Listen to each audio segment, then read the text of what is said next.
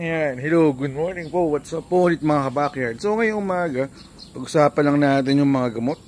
So ano ba ang mga first aid kit na gamot na meron kami dito sa aming farm na ginagamit namin in case na ngayong panahon na pabago-bago, minsan maulan, kagaya kagabi umulan, tapos sa umaga aaraw.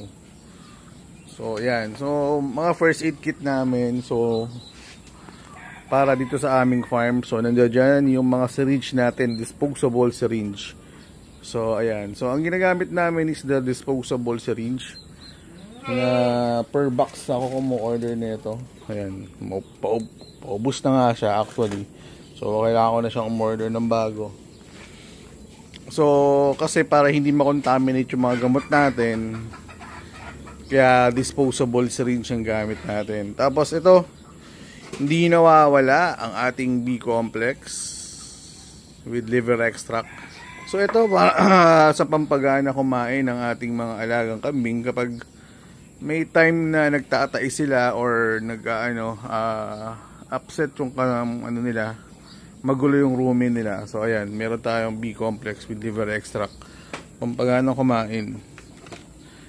So ano pa? Ayan, iron, may iron din kami, iron dextran. Ano pa to? Ito, ADE with selenium para sa mga pag nagbe-breed ka.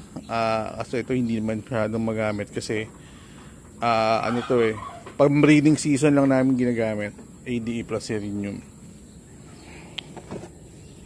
Ayan, may extra pa akong iron kasi paubos na rin to. Ayan, na ano ako, nasobra ako ng bili, pero okay lang yun.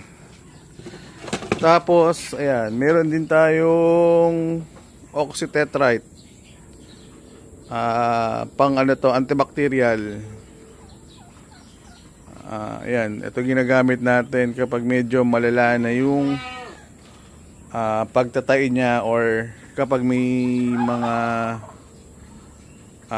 kailangan gamutin through antibacterial, antibiotics kasi ito pag may kailangan na i-antibiotic, bawa may sipon na malala na or kailangan bigyan antibiotic or pneumonia, yan pwede rin gamitin yan, antibiotic. Saka para halimbawa nagsugat, para madalis gumaling, nung nag-dehorn kami, yan, nagsaksa kami ng konting antibiotic para mabilis gumaling.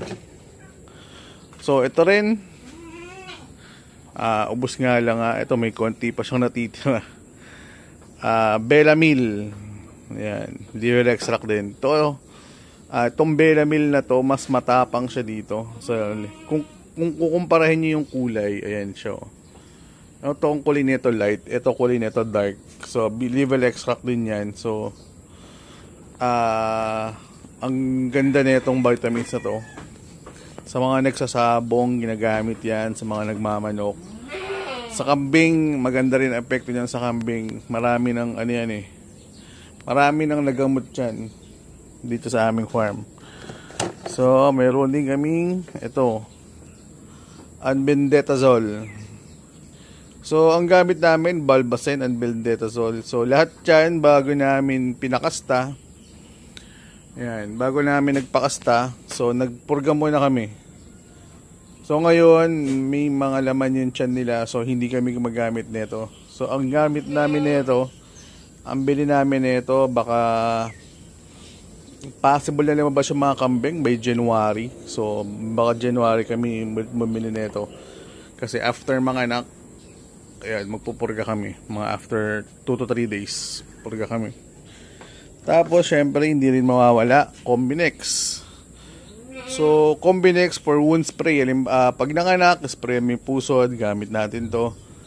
Quick heal, pwede rin yan. Or, sa mga pag nagde-dehorn kami, gamit din namin to. Pag may mga sugat, or para hindi rin langawin yung part ng kambing na may sugat, ito, gamit namin, Combinex. Ano pa? Ito. Ito gamit to sa baboy pag nagtatae yung baboy. Tripulak. Gamit namin dito pag nagtatae rin yung kambing. So mga 1 to 2 na piga nito sa bibig. Yan, magaganda na yung dumi ng kambing nyo. Ito rin ang isa sa mga magandang addition sa first aid, lalo ngayong pabago-bago yung panahon, maulan, tapos araw, tapos minsan yung mga damo natin is na mura pa pag kinain nila, magdudumi sila ng hindi maganda. So ayan, ito yung mga gamot natin. At hindi to sentrum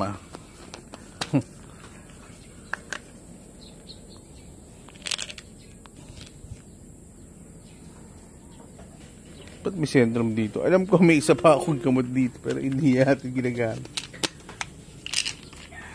So yun lang yung muna yung mga gamot natin na sa ating farm. So sana nakatulong, sana supportahan niyo yung page natin at yung YouTube natin. Maraming salamat.